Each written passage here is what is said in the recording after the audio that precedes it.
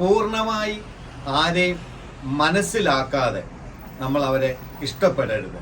അതുപോലെ പലരെയും പൂർണ്ണമായി മനസ്സിലാവാതെ അവരെ നമ്മൾ നഷ്ടപ്പെടുത്തുകയും ചെയ്യരുത്. പലപ്പോഴും നമ്മുടെ ജീവിതത്തിൽ പലരെയും നമ്മൾ പൂർണ്ണമായി മനസ്സിലാക്കാതെയാണ് നമ്മൾ അവരെ ഇഷ്ടപ്പെടുന്നത്. അതുകൊണ്ടാണ് പലപ്പോഴും നമ്മൾ ചതികളിലും വഞ്ചനകളിലുമൊക്കെ ചെന്നുപെടുന്നത്. ഇതുപോലെ തന്നെ പലരെയും ജീവിതത്തിൽ നമ്മൾ പൂർണ്ണമായി മനസ്സിലാകാതെ തെറ്റിദ്ധാരണകൾ കൊണ്ട് പലപ്പോഴും നമ്മൾ പലരെയും നഷ്ടപ്പെടുത്താറുമുണ്ട്. അതുകൊണ്ട് ജീവിതത്തിൽ ഈ രണ്ട് കാര്യങ്ങൾ ഓർത്തു വെക്കുക.